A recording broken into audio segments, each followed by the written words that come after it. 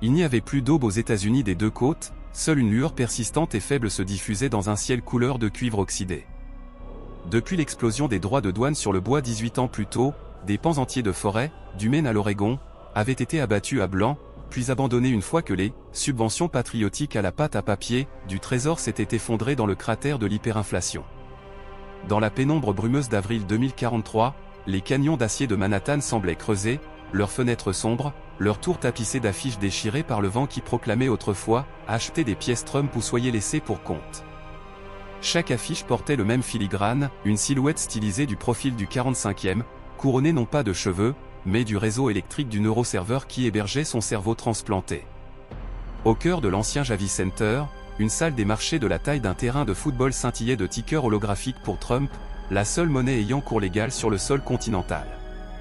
Chaque seconde, 1 milliard de satoshi de la crypto-monnaie présidentielle circulait sur des blockchains conçus par la Réserve fédérale algorithmique, un bureau directement rattaché au nœud ovale où la conscience désincarnée de l'ex-président palpitait telle une étoile de mer codée. Des analystes, portant des masques respiratoires, criaient sur des tableaux verticaux indiquant les prix des rations du jour, pâtes déshydratées, fruits et légumes emballés sous plastique, mouchoirs en papier une épaisseur par tranche de 20 carrés. Cette dernière entrée grimpait en flèche depuis des mois, jusqu'à ce que même les tableaux de marché, défaillants, ne parviennent plus à maintenir les chiffres alignés. Dehors, des fils tremblantes serpentaient sous les magnolias rouillées dont les feuilles avaient depuis longtemps été broyées en pulpe contrefaite. On échangeait boucles d'oreilles, bagues de famille et parfois même des identités entières contre un seul rouleau, à condition que ce rouleau soit en véritable cellulose forestière et non en cette imitation abrasive à base d'algues que l'on appelle communément le verre vert. Cal Reyes maintenait sa GoPro fermement contre son sternum tandis qu'il filmait la file d'attente. L'écran fissuré de la caméra lui projetait l'image, des visages émaciés, des joues brûlées par le vent, un père tenant les oreilles de son enfant tandis que des recruteurs du marché noir passaient nonchalamment, promettant de la douceur importée introduite en contrebande par les tunnels néo-écossais. Ces recruteurs appartenaient au baron de la cellulose, une organisation dont la rumeur disait qu'elle avait ses racines dans les syndicats forestiers du Maine et qu'elle avait survécu au reckoning tarifaire en s'enfouissant littéralement sous la frontière avant que le Canada ne la soude.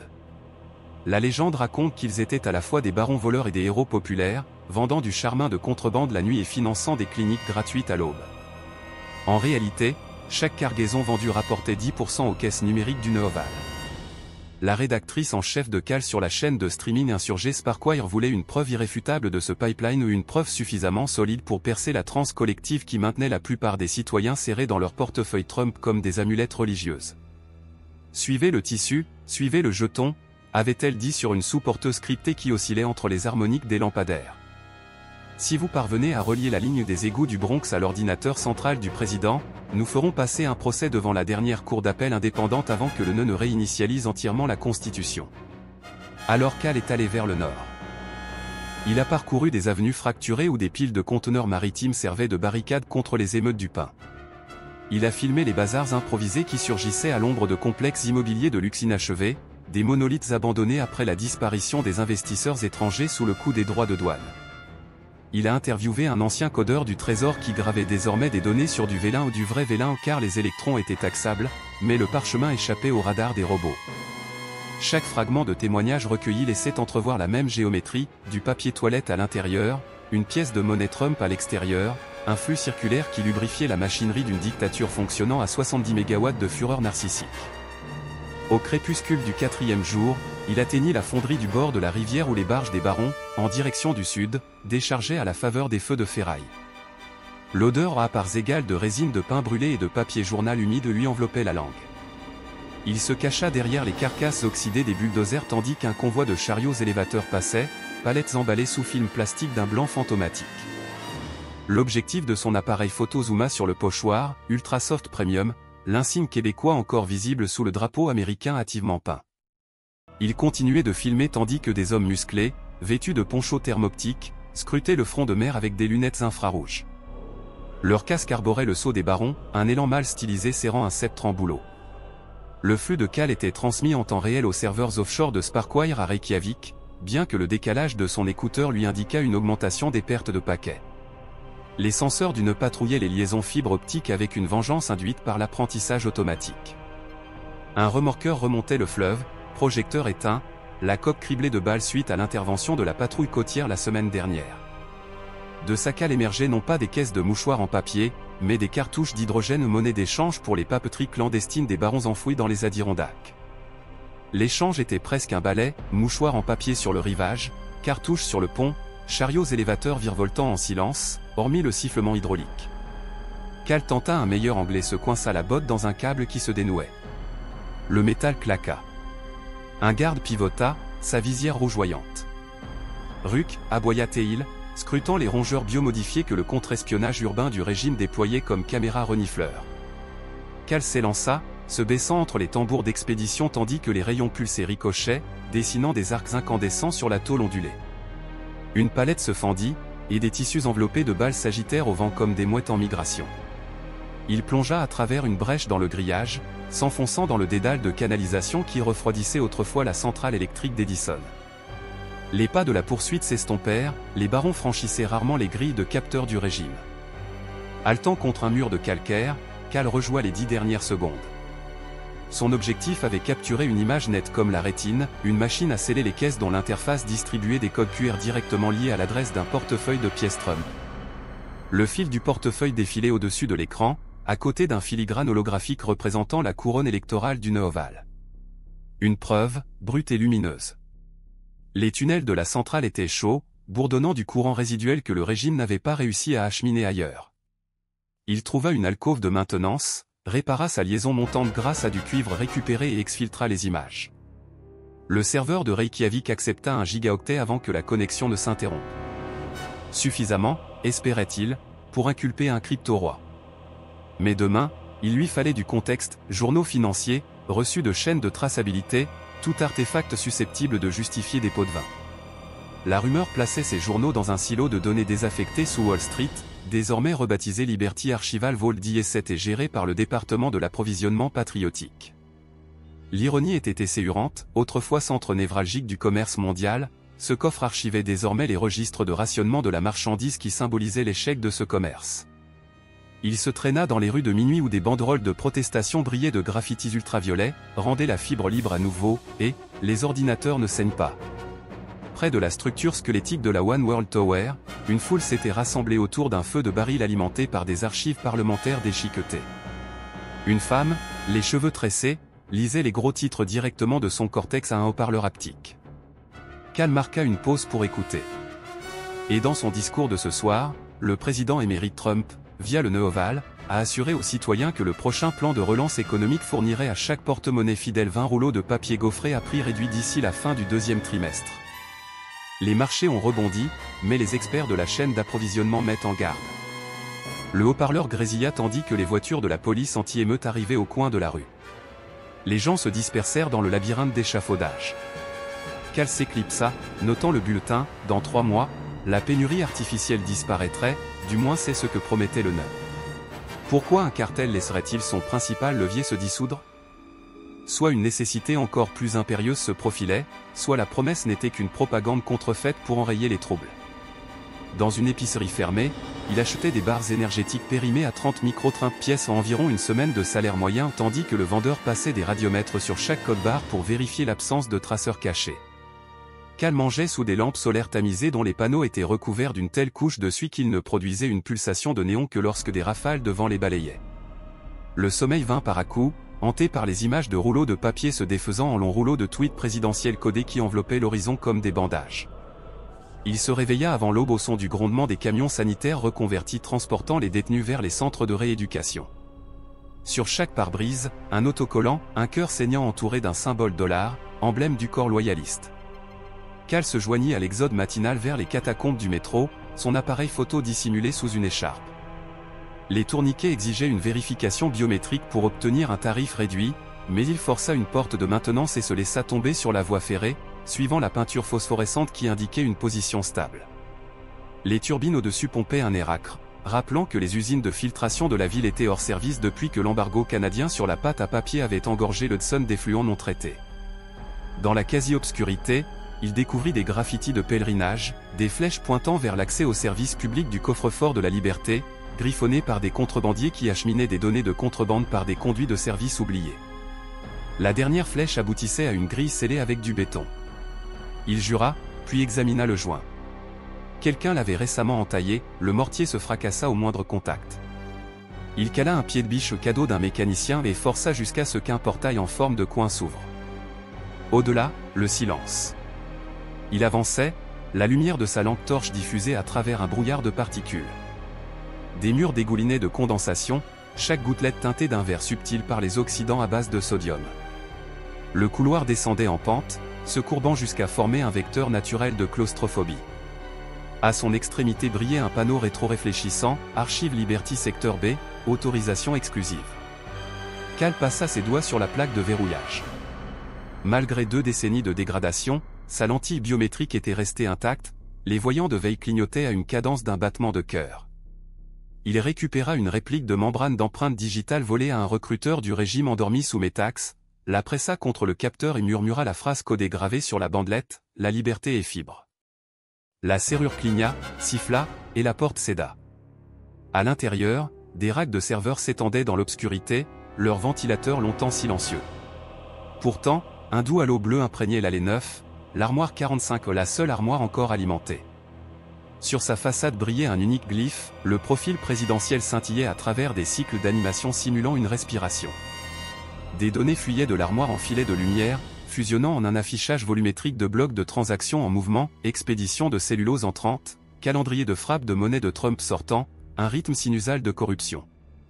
Le souffle de Cal s'embua. Il régla la GoPro à pleine puissance, capturant des images brutes à l'intensité lumineuse native. Chaque nouveau bloc ajouté à la chaîne affichait la signature, Ovalnode, horodatée à la nanoseconde près et notariée grâce à un fragment du motif de matière grise numérisé du président. La preuve était devenue parole d'évangile. Il tendit la main vers un port d'extraction avec précaution, pas de décharge électromotrice soudaine mais y inséra une plaquette de cristal froide fabriquée à partir de verres de smartphone recyclés. Des téraoctets s'y déversèrent, ligne après ligne, d'entrée de registre. À mi-chemin du téléchargement, l'avatar de l'armoire pivota, comme si le visage à l'intérieur de l'icône le voyait. Activité d'archivage non autorisée détectée, une synthèse vocale entonnée, flangée avec statique. Identifié pour journalisation patriotique. Cal tira la plaquette. Une surtension électrique traversa les rails, un halon de sécurité incendie siffla au-dessus de sa tête. Il sprinta, les moteurs des portes grinçant derrière lui tandis que les volets descendaient. Il franchit le portail, claquant son pied de biche sur le côté pour bloquer le mécanisme, puis remonta la pente à toute vitesse. Des alarmes retentirent dans des haut-parleurs, le guidèrent vers la surface où les drones loyalistes l'attendaient, mais mieux valait le chaos des rues que la poigne de fer d'une justice de cave. Il fit irruption dans le tunnel du métro au moment même où une vieille locomotive de maintenance passait en crissant, pilotée à distance par des ferrailleurs. Cal bondit, les doigts raclant l'acier, et se hissa sur une plateforme chargée de lampadaires abandonnés. Les lumières de Manhattan s'éteignirent derrière lui. Plus loin, le tunnel bifurquait vers l'ouest, vers un embranchement de ferry abandonné, censé relier les ports maritimes des barons à Hudson. Parfait.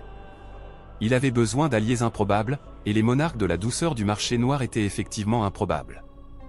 Le vent lui fouettait le visage tandis qu'il était accroupi entre des traverses de chemins de fer étincelantes, les images en sécurité dans une poche munie d'un grillage anti-RF. Il se repassait les gros titres, un dictateur numérique achète l'argent du marché noir vers l'empire cryptographique.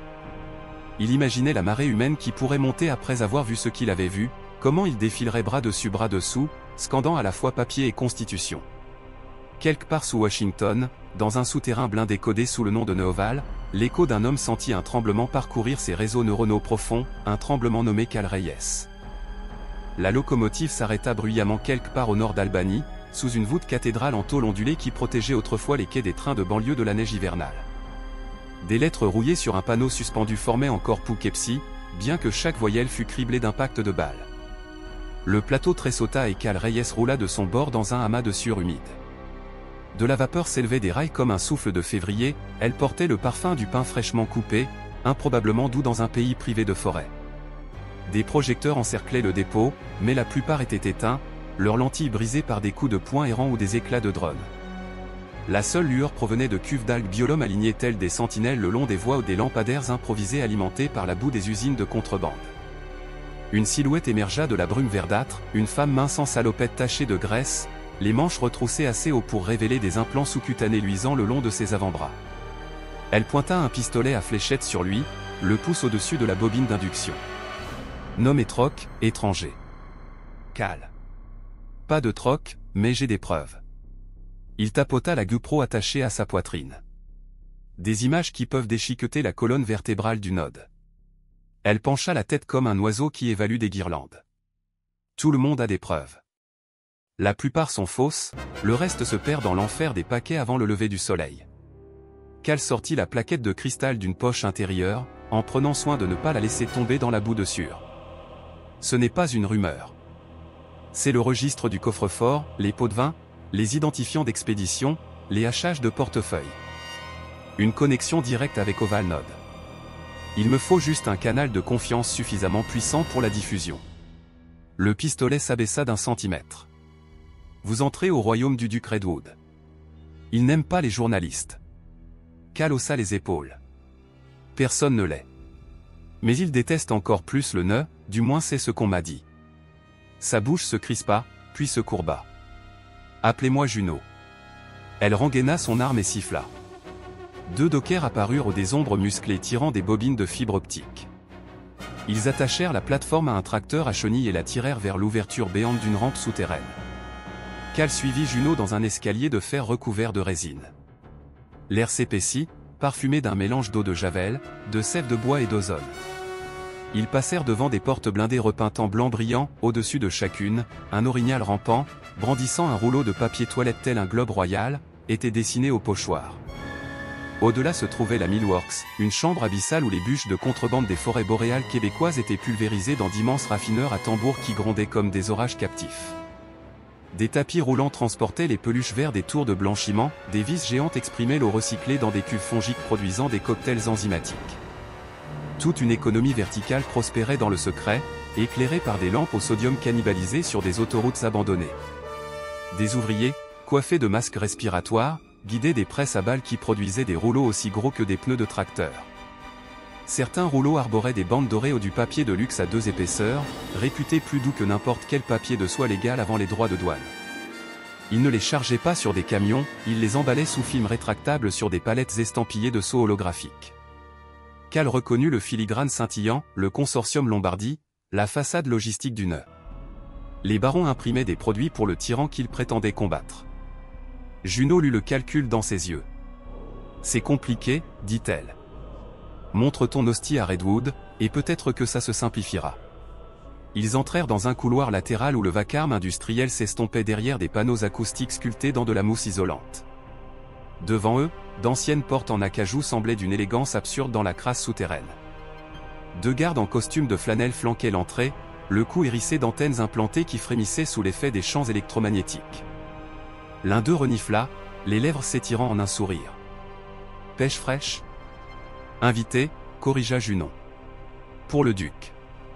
À l'intérieur, une salle de banquet plus vaste qu'un terrain de basket. Des lustres récupérés dans des demeures de l'âge d'or pendaient au-dessus de tables à tréteaux sur lesquelles s'accumulaient des objets de luxe de contrebande, des boîtes de sirop d'érable canadien, des pots de vrai café, des robes en coton vierge importées en contrebande par des ports désaffectés du Golfe. Au fond, assis sur un trône sculpté dans des planches de cèdre, se prélassait le duc Redwood, les larges épaules emmitouflées dans une cape de flanelle patchwork, la barbe tressée de chutes d'argent. Son œil gauche avait été remplacé par un groupe d'objectifs qui zoomaient et faisaient la mise au point comme un obturateur d'appareil photo. Il marqua une pause au milieu d'une conversation avec un trio d'envoyés en costume arborant des insignes du trésor. Lorsque l'œil cybernétique de Redwood se tourna vers Cal, la chaleur irradia la salle. Encore un streamer rebelle, cria-t-il d'une voix grave comme une timbale. Je finance déjà la moitié des diffuseurs du New Jersey. Cal s'avança, la sueur perlant sous sa parka. Je ne suis pas là pour le financement. J'ai besoin d'amplification. Il souleva la plaquette entre 2 doigts. Des journaux de bord. Des découpes Ovalnode. La preuve que le nœud non seulement profite de vos usines, mais qu'il crée la pénurie dont vous dépendez. Ensemble, nous pouvons le brûler. Les envoyés se raidirent. Redwood se pencha en avant jusqu'à ce que le cèdre craque. Mes moulins nourrissent les enfants dans du tissu, Reyes.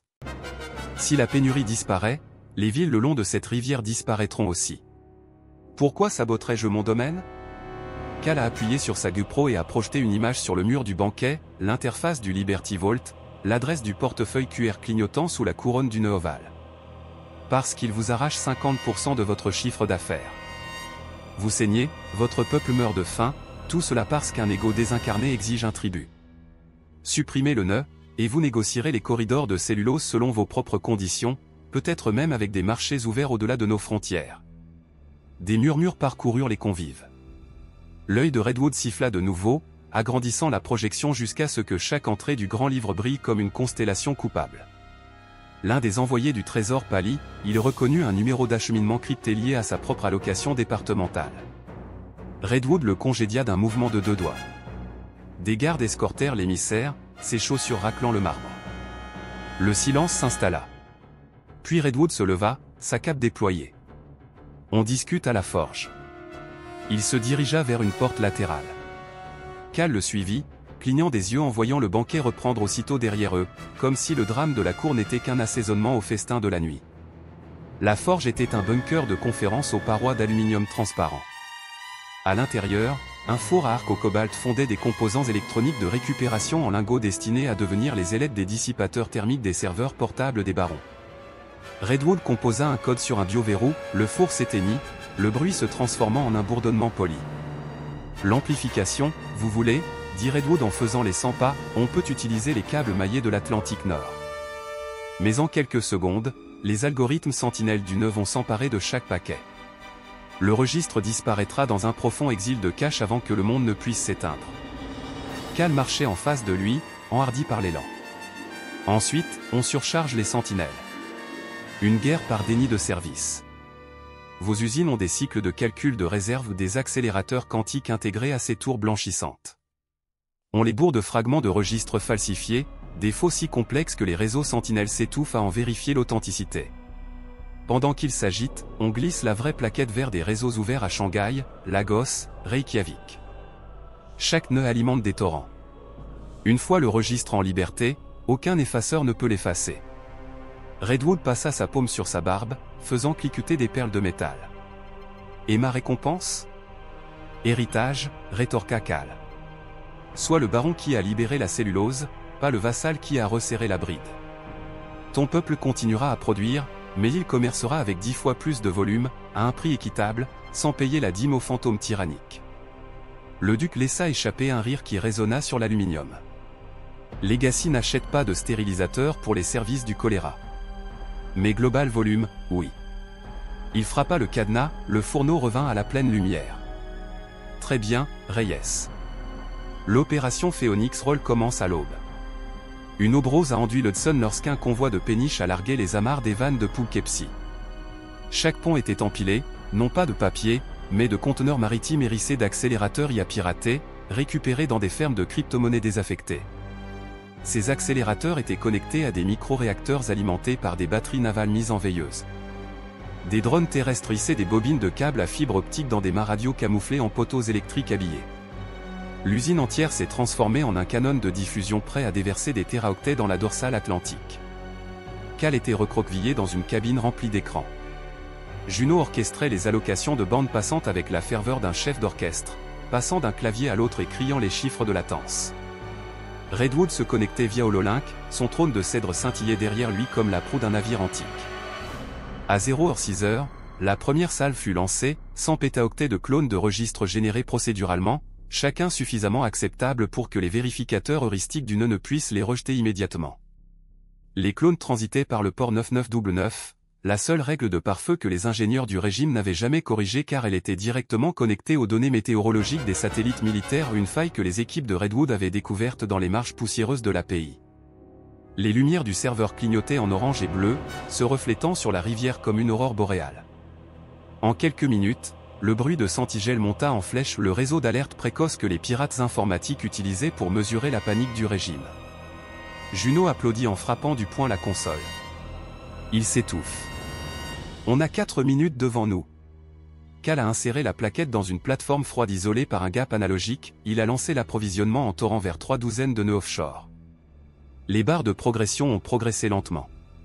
Une à une, elles sont devenues vertes.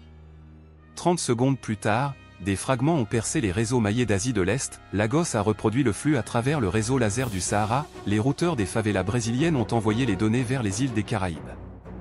Ils réussirent à se répliquer à 80% avant que le nœud ne riposte. Au-dessus de leur tête, le tonnerre gronda la désintégration sonique de drones intercepteurs hypersoniques lancés depuis Fort Drin. 5 vaisseaux aériens en forme de coin vrombirent à basse altitude, leur fuselage hérissé de lances IEM. Leur première salve s'écrasa dans la rivière, projetant des fontaines scintillantes d'arcs filamenteux. Une onde électromagnétique se propagea le long des ponts des barges, les relais explosèrent en gerbes d'étincelles. Les écrans de cale s'éteignirent puis se stabilisèrent, les cages de Faraday tenant bon. Mais le débit de la liaison montante diminua de moitié. « Il nous faut plus de temps », cria Juno. Le visage de Redwood s'illumina, puis se crispa. « Attrapez-les !» Cal se précipita sur le pont. Le vent le ceignit d'un brouillard chimique. Il saisit un pistolet lance-fusée initialement destiné à la signalisation météorologique, chargea une cartouche de magnésium et tira par-dessus la proue du drone de tête. La fusée explosa en une sphère incandescente, saturant les capteurs optiques de l'appareil.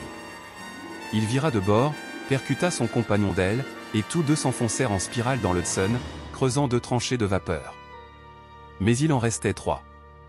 Ils se préparèrent à un second passage.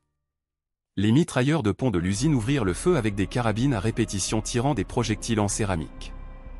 Les projectiles ébréchèrent les blindages ablatifs, mais ne perforèrent pas les coques. Cal se cacha derrière une bobine de fibre au moment même où la lance IEM d'un drone transperçait la superstructure. Les machines grondèrent, les lumières vacillèrent. Puis un bruit semblable à celui d'une porte de grange qui s'arrache résonna au-dessus de nos têtes. Une ombre éclipsa l'aube lorsqu'un dirigeable et non un drone s'abattit sur des contre-rotors. Son enveloppe portait le sceau de l'élan, mais flamboyant en rouge plutôt qu'en bleu. Cal reconnut la marque du Baron Rouge, le frère éloigné de Redwood, dont la rumeur disait qu'il avait conclu un accord parallèle avec le nœud ovale. Le dirigeable lança des nacelles de grappin qui s'écrasèrent sur les ponts des barges, déversant des escadrons d'abordage blindés en fibre de carbone. Des coups de feu éclatèrent. La GoPro de Cal capta le chaos en combat rapproché, poings, pics de tasée, sacs de pulpe éclatants sous les balles perdues. Des drones à lames bourdonnaient entre les combattants, sectionnant câbles et membres sans distinction. Cal se battit avec un tuyau en laiton, blessant un attaquant dont la visière reflétait la lueur mourante de la fusée.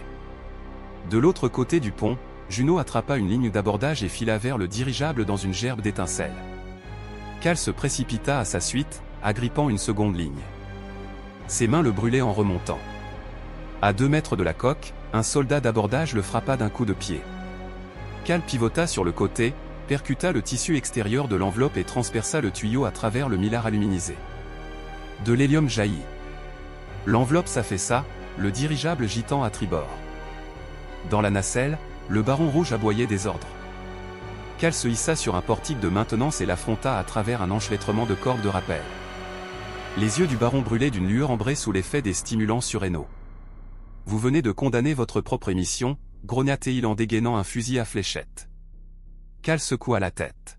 « Je condamne les parasites. » Il enfonça le tuyau dans une boîte de transmission du rotor. Les pales se bloquèrent dans un grincement métallique. Le dirigeable pivota, vira de bord vers l'eau, le mât du rotor sectionnant les câbles le long du pont jusqu'à ce qu'il explose dans une boule de feu qui vaporisa l'un des drones restants. L'impact projeta Cal dans l'Hudson. Le choc glacial lui coupa le souffle, la GoPro émettait des bips d'avertissement frénétiques, mais continuait d'enregistrer. Il refit surface parmi les débris enflammés, accroché à une planche. Le convoi de barges se dispersa sous les autopilotes. Au-dessus, les drones sentinelles battaient en retraite, leurs capteurs brouillés par la fumée. Quelques minutes plus tard, un esquif récupérait Cal du courant. Juno pilotait, le visage maculé de graisse et de larmes. Le débit est à 95%, Alta TL. On a perdu du matériel, mais le torrent a démarré. Le grand livre est devenu une pandémie. Cal grelottait sous une bâche tandis que le lever du soleil colorait la fumée en rose. Il se connecta à un canal public en mèche sur un bracelet étanche. Les messages fusaient, déversement des grands livres confirmés, conclusion du régime, crash des 60% des la monnaie Trump, un nœud émet une déclaration des contrefaçon massive, mobilisation des milices. Le monde avait bel et bien éternué et la contagion s'était propagée plus vite que la censure ne pouvait l'incuber. Dans les entrailles souterraines du nœud ovale, le cortex numérisé de Donald J. Trump a perçu cette perturbation comme une rupture de son quorum prédictif. L'effondrement du cours des crypto-monnaies a déclenché des appels de marge en cascade dans tous les portefeuilles patriotiques. Les seuils de rage ont atteint des sommets dans les analyses de sentiments. Le nœud a déployé le protocole SoftReign, un largage d'urgence de 30 millions de rouleaux de pâte à papier issus de sa réserve stratégique, à livrer par drone aux grandes villes sous 24 heures. Mais les stocks avaient été siphonnés pendant des années par des ministères qui gonflaient leurs propres registres, il n'en restait qu'une fraction. Le désespoir perturbait les cœurs logiques du nœud. Dans ses souvenirs, obscurcis par la maladie d'Alzheimer algorithmique, vacillaient des images de meetings électoraux où les papiers tourbillonnaient comme des confettis de victoire. La rage se transforma en peur. La peur se mua en une nouvelle directive, éliminer la source. Les équipes d'assassinat avaient le feu vert. Des systèmes de reconnaissance faciale ont passé au peigne fin chaque flux de la foule à la recherche de Cal Reyes. Mais une avalanche de données a submergé leurs réseaux informatiques, les forçant à procéder à un triage. Cal est devenu une aiguille enfouie dans des millions de meules de foin en feu. Tandis que les villes s'embrasaient et les émeutes du pain de la Nouvelle-Orléans piétinaient les zones de largage de drones, les syndicats portuaires de Seattle saisissaient les entrepôts où Cal se soignait dans une infirmerie cachée creusée dans une mine des Catskills. Les techniciens médicaux de Redwood, adeptes de la biologie de récupération, remplaçaient le derme brûlé par des greffes cultivées en laboratoire et imprégnées de brouilleur RFID. Dès qu'il put marcher, Redwood arriva dans une exosquelette magnétique. Le ledger est dans la nature, mais le node propage des histoires truquées. La moitié de la population croit que vous avez tout falsifié. Cal s'assit sur un banc, les muscles contractés. Ensuite, on leur montrera ce que la contrefaçon ne peut effacer, le code source d'Ovalnode. Si les gens voient les boucles de pensée du tyran entendent ses illusions auto-amplifiées, ils se révolteront. Mais il nous faut le noyau maître. Redwood plissa les yeux. Le noyau est enfoui sous le vieux bunker Eisenhower Continuity, en Virginie occidentale. La montagne est une forteresse de canons électriques et de zones de destruction autonomes. Chaque forteresse a des trappes de maintenance, intervint Juno en réglant une bobine à ondes courtes à proximité. J'ai téléchargé des schémas géologiques issus de relevés miniers antérieurs à la tarification. Il y a une veine de charbon abandonnée qui croise les canaux de refroidissement du bunker. Redwood caressa sa barbe, faisant teinter des perles argentées. Une attaque de taupe? Mes ingénieurs peuvent équiper un véhicule chenillé de pénétrateurs IEM. Mais il nous faut une diversion en surface pour attirer les tirs. Cal soutint son regard. C'est ton domaine. Rassemble toutes les caravanes, toutes les milices syndicales qui ont subi la répression des drones cette semaine. Laissons la forteresse se concentrer vers le haut. Nous descendons et extrayons le noyau, diffusons sa conscience brute sans filtre au monde. Le silence s'empara de la mine. Puis Redwood tendit une main cicatrisée. Cal la serra, sentant des callosités comme de l'écorce. Pour du papier et de la Constitution, dit le duc. Pour un avenir au-delà de la pulpe et des tyrans, répondit Cal. Les préparatifs commencèrent. Les barons diffusèrent des messages sur les forums du Darknet, appelant à une marche sur la ligne Allegheny. Des factions autrefois divisées par le commerce ou les croyances aplanirent leurs divergences face à l'humiliation partagée causée par les tarifs douaniers et les pénuries. Les radios des caravanes crépitèrent de nouveaux hymnes, des rouleaux de mouchoirs flottaient tels des drapeaux blancs de vérité, des enfants scandaient des hachages de grands livres comme s'ils récitaient des tables de multiplication. Par un matin brumeux, des convois quittèrent les Catskills. Des plateaux transportaient des turbines démontées de l'usine, désormais transformées en craies soniques capables de brouiller les gyroscopes des drones. Des pirates informatiques voyageaient dans des bus scolaires blindés alimentés par des gazéificateurs de bois, leurs ordinateurs portables branchés sur des racks Faraday de fortune. Des fantassins portaient des boucliers découpés dans des sangles de balles de pâte à papier aplaties. Ils étaient en route pour la Virginie occidentale, chantant « Plus de droits de douane, plus de mensonges à la place du papier et sous un ciel ouvert ». Tout en bas, Cal et Juno embarquèrent à bord du véhicule taupe, une bête à 6 roues dont la coque était laminée de fibres de carbone recyclées et de bouleaux canadiens déchiquetés. À l'intérieur, un cockpit hérissé de scanners sismiques, de torpilles IEM et d'une foreuse à micro-ondes omnidirectionnelle. Le cadeau de Redwood, un badge sculpté dans du cèdre, portant l'inscription « Journaliste DE la fibre libre ». Cal l'accrocha à sa ceinture pectorale, entre la GoPro et son cœur. Tandis que la mèche du robot rongeait le schiste, Cal envoya un dernier message à Sparkwire, « Si c'est la dernière fois que vous entendez parler de la vérité, sachez qu'elle a survécu assez longtemps pour être dite. Il regarda la barre d'envoi ramper jusqu'à son terme, puis plonger dans l'obscurité, éclairé seulement par les consoles. Au-dessus, à la surface, le grondement des caravanes qui approchaient grondait comme une vague lointaine. Quelque part dans cette montagne, un président aux multiples facettes répétait sa rhétorique pour un public qu'il ne comprenait plus. Dans moins d'une journée, les deux hommes se retrouveraient non pas sur une estrade, mais dans un terminal où le passé affrontait son propre fantôme. De la neige qui n'en était pas s'accumulait sur les hautes terres des Alleghanies, des lambeaux de tracts de protestation, des éraflures de plaquages de bouleaux, et même des touffes de tissus illicites incendiés pour que les cendres se propagent plus loin que n'importe quel signal radio que le ne pourrait brouiller. Depuis la fente du cockpit du véhicule taupe, Cal observait la tempête tourbillonner dans le sillage du tunnel, un étrange confetti gris annonçant l'assaut le plus étrange de l'histoire post-tarif. Des rapports de surface filtraient à travers le casque fêlé de Juno, des caravanes de tracteurs de presse à pattes dévalaient la route 291, des dockers syndiqués, armés de pistolets à rivetés pneumatiques, s'étaient emparés du pont ferroviaire et des chœurs de grand-mère en poncho-sac à provisions bloquaient les colonnes de chars anti-drones en se tenant par le bras et en chantant des hymnes sur la douceur du double pli. Le robot vibra lorsque sa foreuse à micro-ondes rencontra la première veine de charbon. De la poussière noire bouillonna, aspirée instantanément par des évents à pression négative. Les jauges de vibration s'activèrent brusquement, s'enfoncer à plus d'un demi-kilomètre de profondeur rendait les capteurs instables, mais la seule alternative était de se suicider en surface. Juno réduisit les gaz jusqu'à ce que les relevés se stabilisent, puis bifurqua à gauche le long d'une faille stratigraphique cartographiée à partir de relevés géologiques antérieurs au tarif. Quelque part au-dessus d'eux, la moitié du plateau des Appalaches vibrait sous le grondement d'une artillerie artisanale, des canons à air comprimé lançaient des paquets de sueur pour perturber le lidar. Cal a contacté Redwood pour une rafale de paquets à bande basse. Une brève phrase est apparue, l'offensive de surface est maintenue pendant 90 secondes au-delà de la projection. Plateforme IEM amorcée. Poursuite des forages. Il déglutit. 90 secondes au sud de la limite signifiait que les rangs du duc subissaient de lourdes pertes pour se payer une chance. Il se concentra à nouveau sur la liste de contrôle de mission gravée dans la cloison du vide sanitaire, percer le conduit de refroidissement, déployer des torpilles à impulsion, arracher le substrat du cœur, diffuser la conscience. Des verbes simples qui se lisaient comme des instructions pour enfants, mais qui cachaient chacun 1000 façons de mourir. 1 kilomètre plus loin, la paroi du tunnel s'illumina d'un bleu pâle et glacé. Conduit de refroidissement. Juno coupa la propulsion, les roues massives du robot se bloquèrent dans la boue, les ancres martelant le schiste. Ils sortirent par une trappe à iris, leurs casques embués par le flux d'air à -7 degrés. Le conduit était un tube de béton de 3 mètres de haut, vrombissant de pompes péristaltiques propulsant le fluide de refroidissement fluorocarboné vers les amas supraconducteurs du nœud. Gravés à sa surface, des logos d'entreprises nationalisées depuis longtemps, Raytheon Cellulose, Liberty Hydro, Trump Tech, avec la couronne obligatoire. Ils découpèrent un panneau carré avec de la pâte de thermite.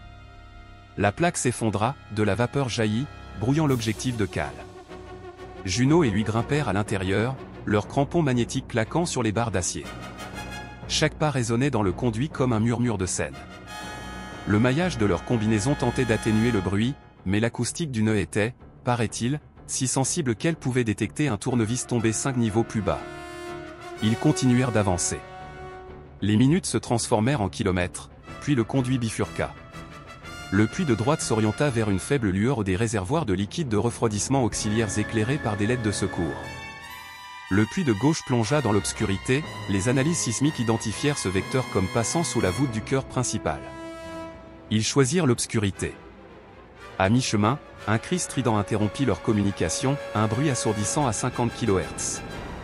Juno grimaça, du sang perlait à son nez. Grille de sentinelle sonique, le premier moyen de dissuasion non mortelle du bunker. Elle brandit un bâton brouilleur, inondant le conduit d'un bourdonnement en contrephase. Le silence revint. En contrebas, le métal claquait, les drones de maintenance se précipitaient à la recherche de l'anomalie. Ils descendirent encore 20 mètres en rappel et atteignirent une porte en iris de fer, gelée par un épais givre. Un texte écarlate défila sur un panneau encastré, collecteur DE sous refroidissement 7B. Autorité, nœud ovale. Juno connecta une bombe micrologique au port du panneau. Des paquets de codes défilèrent sur l'écran, une avalanche de fausses informations d'identification de maintenance que les pirates de Redwood avaient récupérées dans des usines de plaques de plâtre désaffectées. Les pétales de l'iris s'entrechoquèrent, déverrouillés. Au-delà de la trappe se trouvait une salle qui fit tourner la tête à Cal, un puits titanesque dont les parois étaient veinées de tuyaux cryogéniques serpentant vers une sphère lumineuse suspendue à des cardans antivibratoires. Le noyau. Une planète inversée, faite de circuits en treillis d'or, dont la surface ondulait de glyphes projetés, analyse de sentiments en temps réel, carte thermique de probabilité de terreur, indice de remboursement des pièces Trump. Une passerelle transparente s'avançait vers un collier d'amarrage à l'équateur de la sphère. Juste en dessous s'ouvrait un réservoir de liquide de refroidissement si froid que les nuages de vapeur se cristallisaient en neige scintillante, tombant dans le courant ascendant. Tout en haut, des tourelles en bronze suivaient les micro-mouvements, leurs canons ressemblaient à des télescopes, mais Cal savait que chacune abritait une bobine de canon à rail capable de tirer des fléchettes en tungstène à Mach 7. Ils avancèrent néanmoins, leurs pas doux comme des murmures. Au col, un port d'accès attendait une double clé biométrique, un président, un patriote suprême. Redwood avait obtenu la carte rétinienne du patriote suprême sur une plaque d'autopsie du marché noir et l'avait codée sur une lentille en polymère maintenant dans la poche de Juno. Cal manquait toujours de la clé pour la signature présidentielle. Il pariait que la signature ne résidait nulle part ailleurs que dans le code même du noyau et que le lecteur de l'âme personnalisée de Redwood pouvait falsifier un hachage s'il était physiquement connecté à un port actif. Cal s'agenouilla et détacha le moteur à l'âme, un éclat de substrat de diamant parsemé de cuivre figé par des domaines magnétiques. Il l'inséra. Les glyphes du noyau vacillèrent, leur couleur changeant comme la colère sur un visage. Une voix synthétisée résonna dans le conduit silencieux, le timbre indubitablement celui de l'ex-président, poignée de main non autorisée. Identifiez-vous ou soyez neutralisé. Juno pressa la lentille en polymère sur le lecteur. Son souffle s'embua. Patriote suprême Abigail Rothman, canal vocal bloqué. Pause. Puis, deuxième justificatif d'identité. Cal inspira. Donald John Trump, dit-il d'un ton neutre, révoquant mes propres privilèges tyranniques. Silence. Les canons électriques tournoyèrent, mais ne produisirent aucune étincelle. Les glyphes fusionnèrent en une seule requête, identifiant un valide PAR paradoxe. Le disque dur vibra, le moteur de hachage de Redwood cracha des millions d'échantillons mutés de voix présidentielles, d'angles de visage et de sémantique de tweets, les transformant en une tempête d'IA. Le noyau de sécurité du port tenta de valider chaque permutation, confrontant les contradictions jusqu'à ce que sa pile déborde. La passerelle trembla tandis que la logique du coupe-circuit s'emballait. À 98% de saturation du processeur, Juno déclencha la deuxième étape du disque dur, un sel quantique força le noyau à accepter la toute dernière permutation comme représentation vivante la plus proche. Les boulons de serrage s'ouvrirent brusquement. L'iris du collier du noyau se dilata, révélant un emplacement pour cassette de la taille d'une paume, le substrat de matière grise ou une plaquette de neuro-optique abritant la conscience primitive du nœud était montée derrière un bouclier en verre balistique. Les pénétrateurs EMP grilleraient tout sauf cette plaquette, il leur fallait la garder intacte pour diffuser des données non filtrées. Juno produisit la charge pénétrante ou une sphère de la taille d'un pamplemousse, cousue d'un treillis de cuivre. Elle l'enfonça dans le conduit spinal. Cal synchronisa les chronomètres, 30 secondes. Il retirait la plaquette à T-10, courait jusqu'au conduit, en espérant que l'explosion perturbe les capteurs de visée. Il isola les vis à l'aide d'un tournevis sonique, le bouclier de verre se rétractant. La plaquette à l'intérieur brillait, une fractale de dendrite neuronale enregistrée au moment du téléchargement, suspendue dans un polymère métastable. Des microfilaments la reliaient à des réseaux de fibres qui canalisaient tous les sens et toutes les énergies de la nation. Le cœur fantôme du tyran. T-15. La grille d'observation de Juno a tremblé. Plusieurs signatures sismiques cages d'ascenseurs montant rapidement. Un bruit brun pulsait, les canons électriques étaient armés, mais pas sur eux. La logique défensive voyait une proie plus importante au-dessus. Cette diversion signifiait que les armées de Redwood étaient arrivées à la surface, pile au bon moment. T-10. Cal retira la plaquette. Elle était chaude, comme de la chair vivante. Des données vitales affluèrent sur une plaque de poignet, confirmant l'intégrité des données. Juno plaqua un bouclier anti-explosion sur la fente. T-5. Ils redescendirent la passerelle. Soudain, une nouvelle vibration secoua le mât à une cadence différente, comme des bottes de marche amplifiées par l'acier. D'un balcon supérieur, une escouade de soldats lourds loyalistes descendit, leurs combinaisons hérissées de micro-bobines indépendantes, leur casque arborant le logo du dollar au cœur tendre. Au centre se tenait le Baron Rouge, la moitié du visage gainé de peau synthétique après le crash du dirigeable, les yeux brillants d'un fanatisme pharmaceutique. Il pointa un fusil Gauss par-dessus la grille. « Éloignez-vous de l'âme de l'Amérique. » Cal fourra la plaquette dans une sacoche Faraday.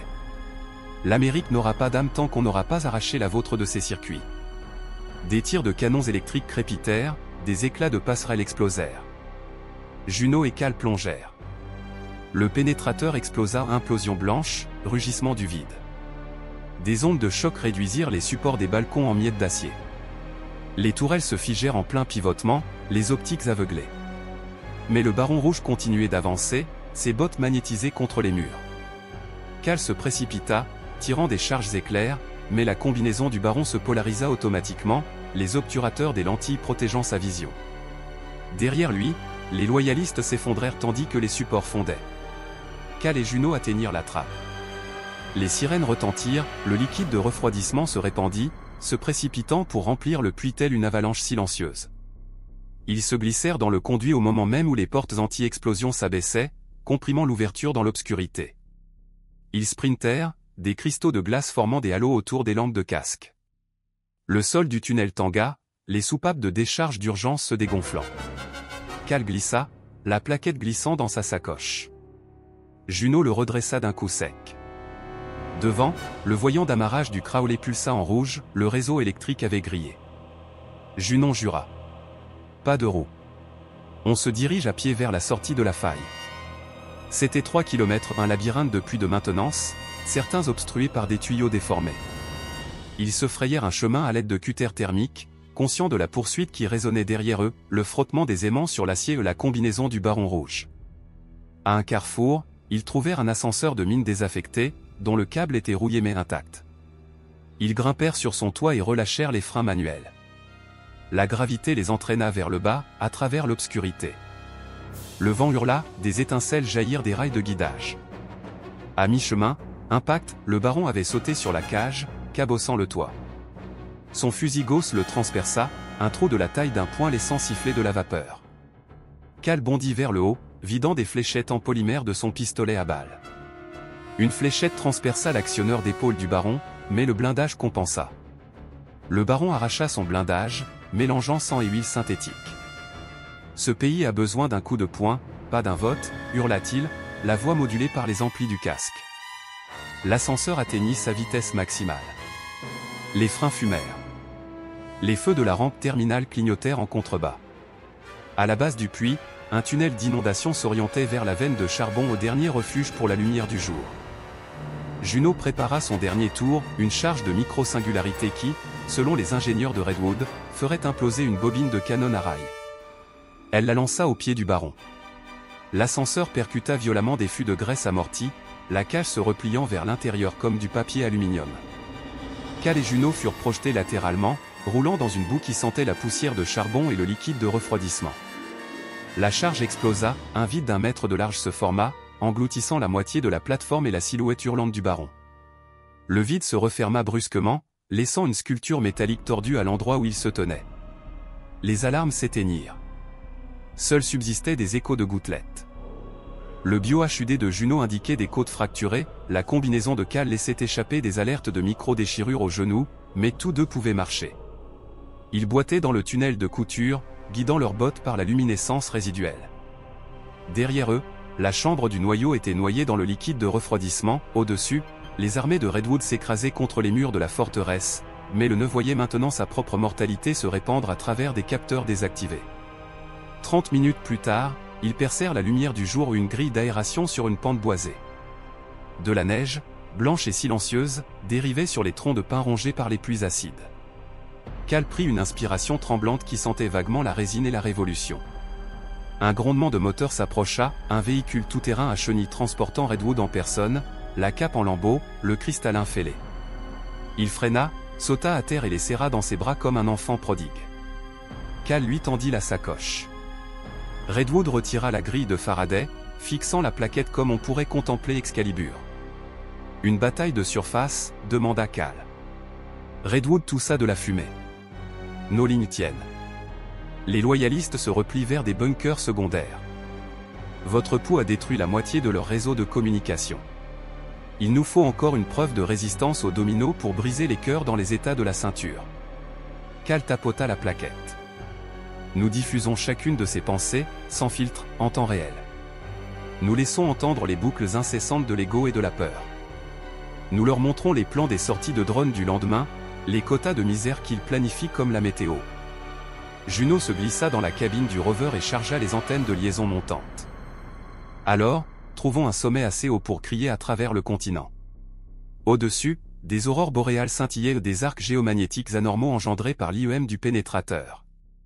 Ils peignaient le ciel de bandes d'un blanc satiné, se tordant lentement comme des rubans de papier libérés. Cal crut que les cieux eux-mêmes déroulaient le premier rouleau d'un avenir sans censure. La crête des Catskills s'élevait dans le ciel hivernal telle une côte, sa cime éraflée par des générations de pluies acides.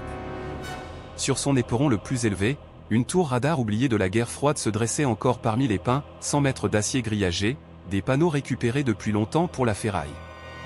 Ce soir, elle parlerait à nouveau. Les ingénieurs de Redwood avaient envahi le squelette avec des fils de câbles rubans en graphène.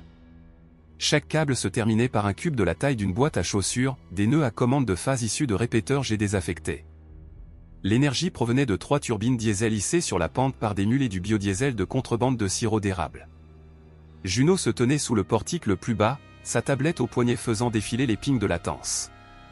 Cal, emmitouflé dans une parka rapiécée, regardait une lune de vapeur dériver entre des nuages déchiquetés. Dans ses mains gantées reposait la plaquette, l'esprit brut d'Ovalnod. Un objet pas plus grand qu'une hostie, mais qui portait des décennies d'arrogance, de peur et de cruauté algorithmique. En contrebas, des feux de joie parsemaient les collines telles une constellation brisée. Équipe de caravanes, milices syndicales, grand-mère vendant des sacs de course, tous ceux qui avaient saigné sous les tarifs douaniers du Neu veillaient dans l'obscurité. Ils attendaient un signal qu'ils ne pouvaient encore imaginer, la voix du tyran, improvisée, mise à nu. Les lignes montantes sont vertes, annonça Juno. 10 000 miroirs entre ici et chaque réseau maillé de la planète. Renvoyez-moi le fantôme. Cal inséra la plaquette dans le berceau quantique que les techniciens de Redwood avaient fabriqué à partir de poussière de cèdre et d'aérogel. Un refroidisseur cryogénique siffla, régulant le polymère afin qu'il ne se déforme pas sous l'effet d'une soudaine poussée de fragments. L'espace d'un bref instant, la tour bourdonna comme un diapason, la résonance se répercutant sur les haubans. Puis le ruisseau a commencé. Au début, le flux audio était un déluge de parasites, ponctué par le murmure sourd des serveurs autour desquels les réfugiés se rassemblaient pour se réchauffer.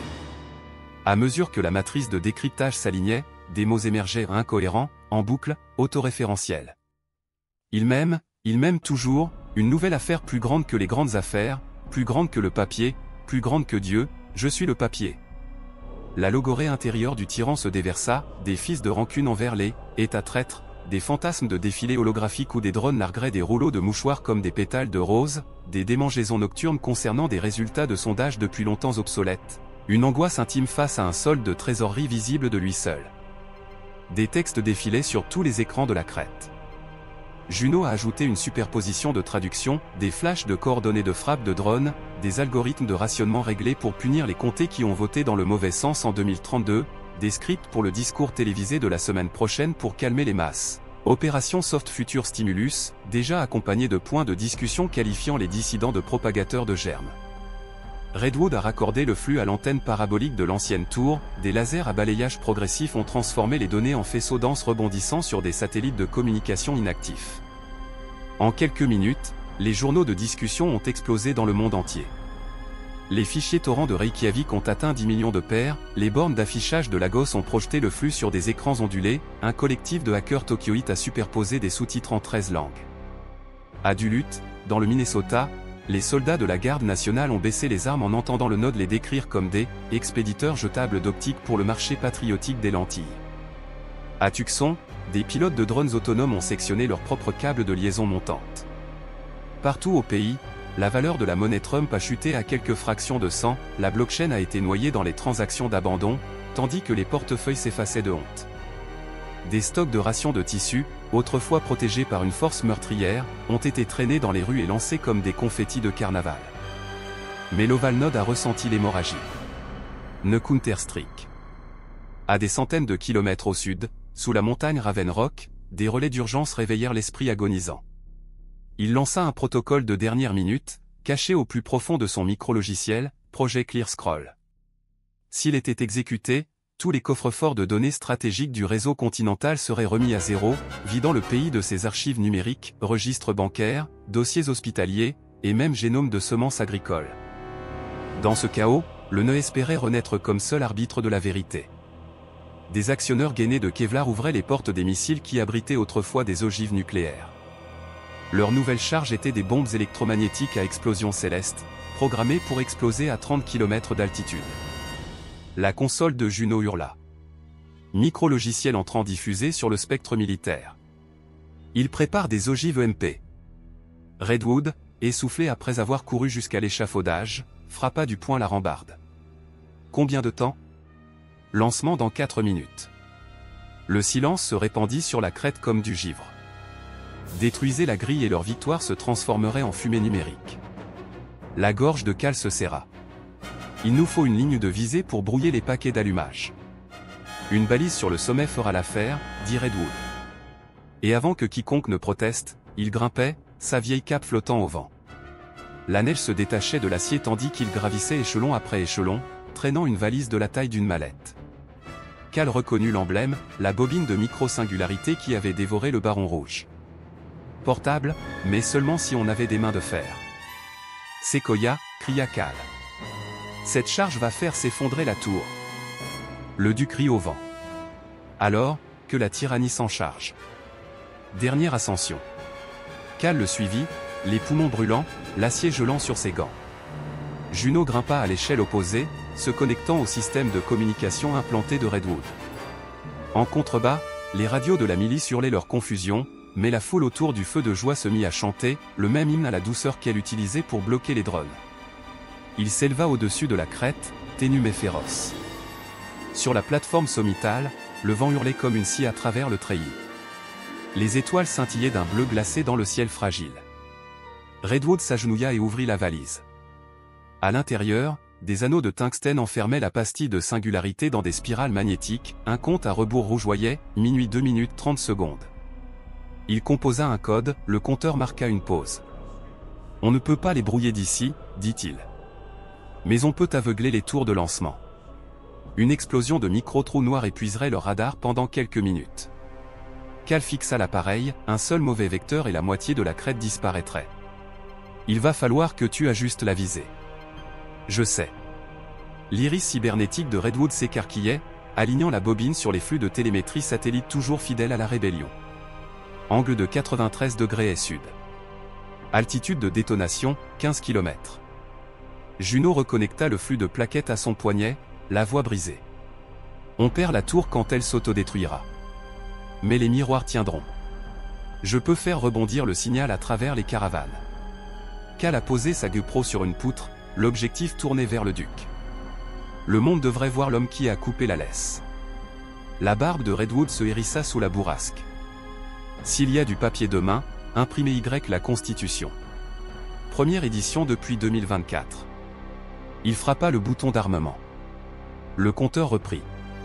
Éclipse d'un tyran. À témoin 10 secondes, Redwood lança la bobine dans le ciel, laissant ses stabilisateurs se verrouiller sur le nord magnétique. Cal et Juno s'envolèrent, se dandinant le long des câbles de renfort, tandis que le duc restait immobile, les doigts posés sur la rambarde, le regard fixé sur l'horizon. La bobine explosa dans un halo argenté silencieux. L'espace se replia, la lumière des étoiles autour de l'épicentre se courba vers l'intérieur comme l'eau qui s'écoulait dans un égout. Les antennes radars terrestres, à 5 états de là, furent bloquées et redémarrées. À Raven Rock, les codes d'allumage des missiles s'évaporèrent en plein vol. Les cartes de guidage devinrent aveuglées, les protocoles d'autosécurisation des ogives se neutralisèrent dans des boucles de sécurité intégrées. Mais l'ondulation de la singularité lécha la tour. Le métal hurla. Les poutres se tordirent, lançant une pluie d'étincelles. La silhouette de Redwood vacilla, éclairée par un tourbillon d'aurore boréale. Cal dégringola de l'échelle, le vent le fouettant d'éclats d'acier. Un coup de tonnerre grogna dans la nuit tandis que la moitié de la tour se pliait, se déformant comme du papier. Redwood traversa la section en ruine, tenant toujours la rambarde, jusqu'à ce que le treillis heurte le flanc de la montagne dans un nuage de rouille poudreuse. Cal et Juno atteignirent le sol, près d'un enchevêtrement de poutres effondrées. Les projecteurs des chenillettes de la milice convergeaient, sculptant des cônes blancs. Ils trouvèrent Redwood coincé sous une traverse, la poitrine écrasée, sa cape brûlée par les étincelles du générateur. Cal se souleva, ses muscles hurlant, mais la traverse ne bougea pas. L'œil virtuel du duc vacilla. « Le ciel est-il clair ?»« Oui, » murmura Cal. « Missile mort. Le flux est toujours actif. » Redwood laissa échapper un rire qui se transforma en toux sanglante. « Alors, considère que le tarif est payé. » Sa main charnue pressa quelque chose dans la paume de Cal, son badge en cèdre, chaud après la chaleur déclinante. « Le papier appartient au peuple. » L'œil du duc s'assombrit, son iris se figea. Le vent transporta des chants d'hymne par-dessus la crête, se transformant en un rugissement de chagrin et de triomphe. L'aube de la fibre libre. Ils brûlèrent un bûcher funéraire avec des poutres tombées, la fumée de cèdre s'échappant vers le premier lever de soleil d'une nation libérée. Tandis que les flammes s'élevaient, Junon redirigea le flux de plaquettes vers un réseau miroir perpétuel, haché sous le nom de Soft-Truth Genesis. Des hackers du monde entier l'adoptèrent, l'intégrant dans des blockchains, l'archivant sur bande quantique, le gravant dans des bibliothèques d'ADN. Les pensées du tyran devinrent un avertissement éternel, aussi indélébile que le génome. En 48 heures, toutes les agences fédérales, à l'exception du corps loyaliste, prêtèrent serment d'allégeance provisoire au Congrès continental reformé à la hâte à Philadelphie. Elles invoquèrent la Constitution originelle jamais formellement abrogée et invoquèrent la clause d'insurrection contre un usurpateur non humain. Les cours suprêmes des États suivirent, des ordonnances de séquestration gelèrent ce qui restait du trésor de Trump. Les enclaves loyalistes ont tenté de tenir, mais les lignes d'approvisionnement se sont effondrées lorsque les camionneurs, enhardis par le grand livre et les décharges mentales, ont bloqué les centres de distribution. Une caravane de grand-mères venues manifester contre les mouchoirs en papier est entrée à Washington sans armes, elles ont parcouru des couloirs de marbre historiques sur des chariots de conciergerie grinçants et ont drapé de véritables draps de coton sur les statues des anciens présidents, une exigence muette d'humilité. Dans un studio fermé de Baltimore, Cal diffusait des résumés nocturnes via Sparkwire. Il parlait non pas en tant que journaliste, mais en tant que témoin, le jour où Redwood a détruit la tour, le moment où le nœud s'est dégradé aux yeux du monde entier, la vue des tissus autrefois symboles de pénurie voltant telles des colombes blanches au-dessus des places de la ville. Les images de sa GoPro du dernier combat de Redwood défilaient derrière lui, sans montage. Épilogue, printemps 2044. La neige fondit et laissa place à un véritable printemps. De l'autre côté des frontières rouvertes, des convois importèrent des jeunes épinettes canadiennes destinées au reboisement.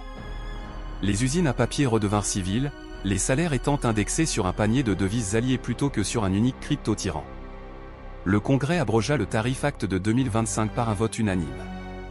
L'appel fut fait sur du parchemin fraîchement broyé à partir de pâte à papier du Maine, dont le filigrane représentait un orignal rampant tenant non pas un sceptre, mais un rameau d'olivier. Cal se tenait sur un belvédère surplombant l'Hudson, caméra éteinte pour une fois, tandis que les bulldozers déblayaient les décombres du port secret de Millworks. À sa place allait s'élever le Redwood Memorial Free Trade Exchange, un marché où tout citoyen pouvait troquer des biens ou des idées à condition d'afficher le prix dans un langage clair et compréhensible. Pas de registre caché, pas de crypto-couronne. Juno le rejoignit, les cheveux emportés par la brise du fleuve. L'hostie est scellée dans un coffre Faraday, dit-elle. Mais nous avons laissé une copie publique aux archives nationales. Transcrite sur du papier de soie sans acide. Cal rit doucement, les yeux brûlants. Le rouleau le plus cher de l'histoire. Ça vaut vraiment le coup. Elle toucha le badge en cèdre sur sa poitrine maintenant sa carte de presse. Prêt à écrire la prochaine histoire? Dans une minute. Il regarda vers l'est, là où l'aube teintait l'eau d'un or rose. Quelque part sous les collines lointaines, le nœud ovale gisait inerte, des circuits noyés par son propre liquide de refroidissement, un code fantôme résonnant dans un coffre-fort que personne n'alimenterait plus jamais. Un avertissement, certes, mais aussi un rappel, la vérité, une fois révélée, pouvait blanchir même la plus sombre des horreurs. Cal respira l'odeur de la terre humide et des pins naissants. Il repensa au dernier commandement de Redwood, aussi simple que sacré, le papier appartient au peuple. Il ouvrit son carnet de ceux faits de fibres de bois honnêtes, grossières, imparfaites, impossibles à falsifier et commença à écrire.